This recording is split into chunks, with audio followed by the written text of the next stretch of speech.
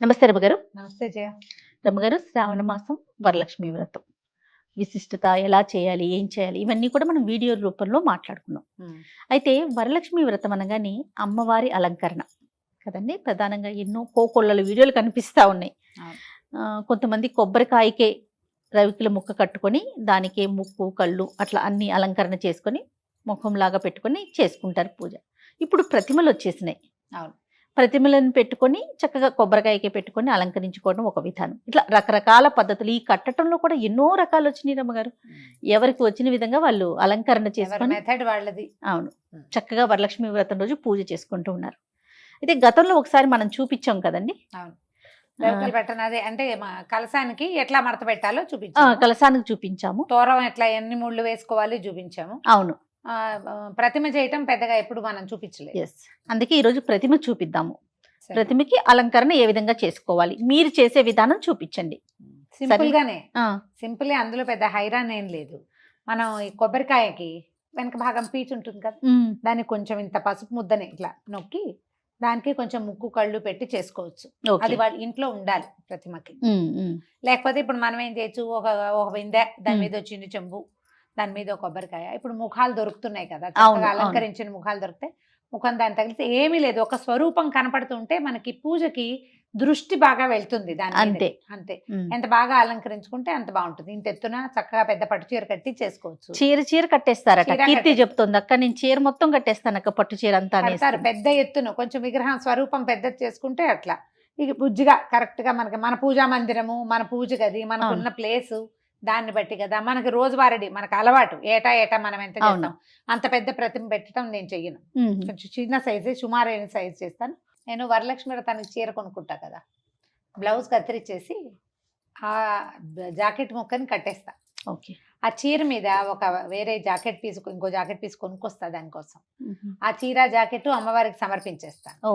ఈ కట్టిన బ్లౌజ్ ఉంది కదా, అది తర్వాత కుట్టించుకుంటాను. వరలక్ష్మి వ్రతానికి కొనుక్కున్న చీర ఏ సంవత్సరము ఆ రోజు కట్టుకోను నేను. అదేలేండి, తర్వాత కట్టుకుంటా.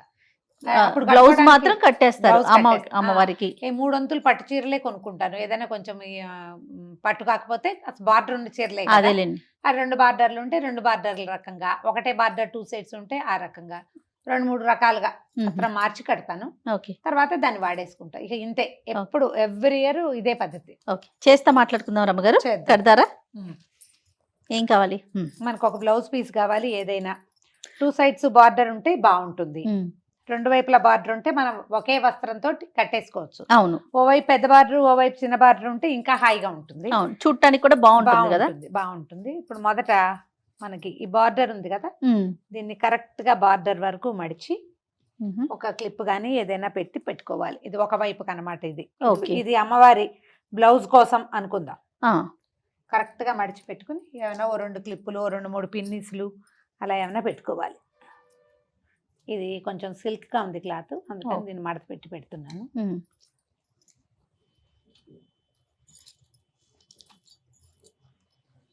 ఇది ఇటు పెట్టేసామా, ఇప్పుడు రెండో వైపు దీన్ని ఆ పక్కకు ఉంచుకొని ముందుగా ఇట్లా పిన్ని పెట్టుకోవాలి రమ్మగారు. అది పిన్ని పెట్టుకుని ఆ పక్కన వదిలిపెట్టేసి దీన్ని ఇప్పుడు మామూలు మనం సన్న కుర్చీ వేసుకుంటాం కదా, చీర కుర్చీ ఎట్లా వేస్తాం, ఇట్లా సన్నటి కుర్చీ పెట్టుకోవాలి. ఓకే. కొంచెం బరక క్లాత్ అయితే మీ మాట వింటుంది, సన్నటి క్లాత్ అయితే కొద్దిగా సతాయిస్తుంది.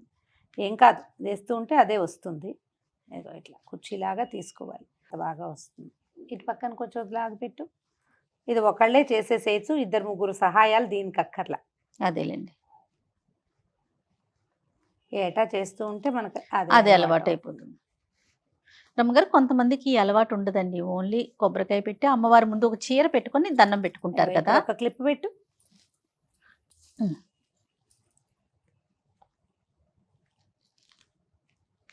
ఒకటే. మనం ఇప్పుడు ఏంటంటే ఏటా ఒక విధానం అవలంబిస్తే వచ్చే ముఖ్యమైన విషయం ఏంటంటే జయ, మన పిల్లలకి ఇది అలవాటు అవుతుంది. మన సంస్కృతి, మనం మన పద్ధతి నేర్పించాలి కదా. వస్త్రం కట్టడం ఇంపార్టెంట్.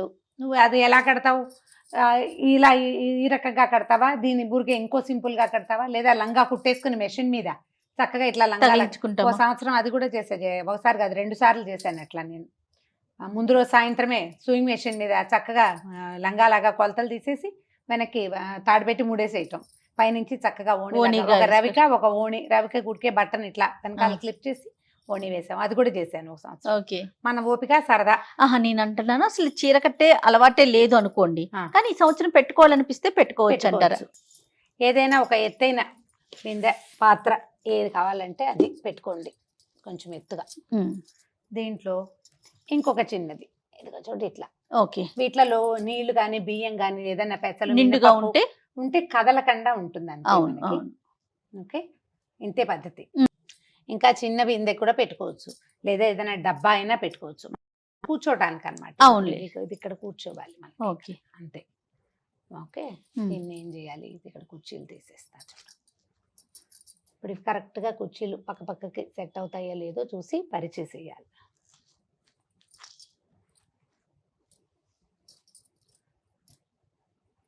ఉమ్. వీటిని అంచులకి సవరించేసేయటం. పైన పెట్టే చెంబుకి వెనకాల ఒక గట్టిగా ఒక పుల్ల కానీ ఒక కర్ర కానీ పెట్టుకోవటం. కట్టడం. కట్టిన తర్వాత దీన్ని ఏం చేయాలి, దీంట్లో ఒక కొబ్బరికాయని ప్లేస్ చేసుకోవటం. ఉమ్. ఎత్తుగానే వచ్చింది చూడు. అవును రమ్మగారు.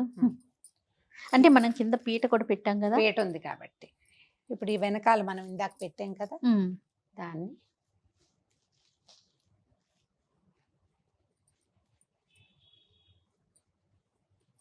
ఇవల్ల అంచులు కనపడకుండా నీట్గా సరిగ్గా చక్కగా సెట్ చేసుకోవటమే. ఇప్పుడు ఈ అంచు దగ్గరకు వచ్చేలాగా పెట్టుకోవాలి. అంతే. ఓకే, ఒకటి ఇక్కడ ఏమైనా పిండి పెడతారా? పెడదాం. మనం ఇది వేసేసుకున్నాక ఈ మడత పెట్టాం కదా, ఆ. ఈ మడతను కొంచెం సరిగ్గా సరి చేసుకుని వేసేసుకోవాలి.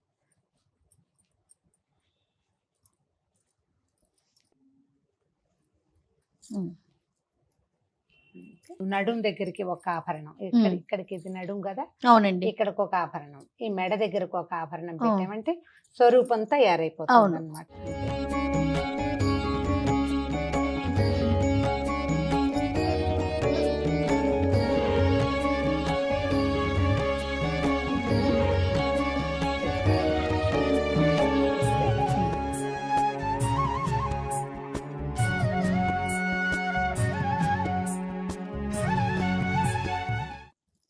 మనకి ఇప్పుడు ఇట్లా ముఖాలు దొరికేస్తున్నాయి కదా. అవునండి. ఏ ముఖాన్నైనా మనకు కుదిరినట్టుగా ఉమ్.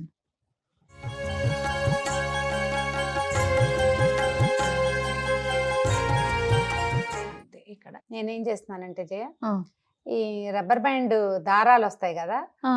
అది ఈ ప్రతిమ కేసు కట్టేస్తా. అది ఏ కాయ కావాలంటే ఆ కాయ కరెక్ట్ గా సరిపోతుంది అనమాట. ఓకే. ఇక మనం కట్టాల్సింది రెండో మనిషి సహాయము అవసరం లేకుండా. ఇప్పుడు అంటే నువ్వు ఉన్నావు, మామూలుగా నువ్వు ఎవరు ఉంటారు నాతో పాటు. అవును. పువ్వులు వేజేయ. ఏం పూలు ఉండవు గారు? మల్లెపూలు ఉన్నాయి కదా,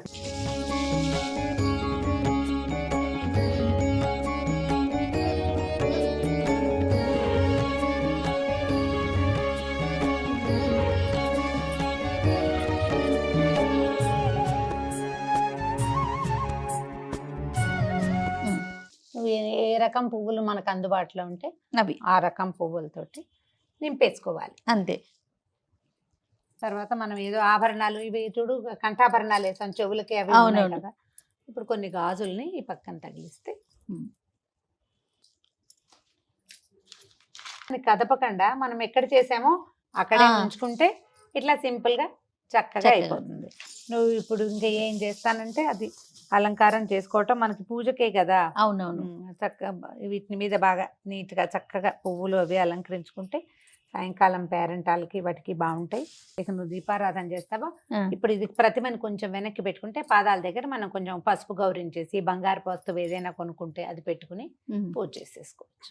ఇప్పుడు ఇది ఒకటే క్లాత్ తోటి పెట్టాం కదా. అవునండి. 2 వస్త్రాలతోటి కూడా చేసుకోవచ్చు. ఓకే, మన వీలుని బట్టి. మన వేలుని బట్టి. ఈ మన జరి అంచులు ఉంటాయి బ్లౌజులకి, ఒకవైపు కుట్టిస్తామా, అవును, రెండో అంచు అట్టి పెట్టుకుంటాను. ఇది కూడా ఈ పండగలప్పుడు ఓకే, ఒకవేళ ఇలా బార్డర్లు లేని చీర అనుకో, అప్పుడు ఏం చేస్తాను, దాని కింద వస్త్రంగా ఉంచేసి దీన్ని పై వస్త్రంగా ఇలాంటివి వాడుకుంటాను అనమాట. మళ్ళీ దీన్ని దేనికైనా మ్యాచింగ్ వాడుకుందాం. ఇంకా ఒంటి మీద పెట్టుకునేవి కాదు కాబట్టి వాడుకోవచ్చు. కావాలంటే అది కూడా ఒకటి చేసి చూపిద్దాం. తప్పకుండా అండి. రెండు వస్త్రాలతోటి ఇది ఒక రకం, ఇంకొక పద్ధతిలో చేసుకోవాలంటే ఇంకో పద్ధతి. కానీ ప్రతిమ పెట్టి అలంకరణ పువ్వులు పెట్టగానే కళ వచ్చేస్తుంది. చూడండి రమ్మగారు, అవును. తల్లి సాక్షాత్ ఇక్కడికి వచ్చి కూర్చున్నారా అన్నట్లు అనిపిస్తా ఉంది కదా. మనుషులైనా అంతే కదా జయ, అంతే నిండుగా కదమ్మా. అలంకరించుకుని ఆ, పువ్వులు పెట్టుకునేసరికి ఆ ఆటోమేటిక్ గా నిండుతనం ఫెస్టివ్ వైబ్ వచ్చేస్తుంది. వచ్చేస్తుంది. అవును, అవును. చూడు ఎంత చక్కగా ముద్దుగా ఉందో. కాపాడమ్మా మమ్మల్ని అందరినీ తల్లి. ఇంకొక రకం చూపిద్దామా? చూపిద్దాం.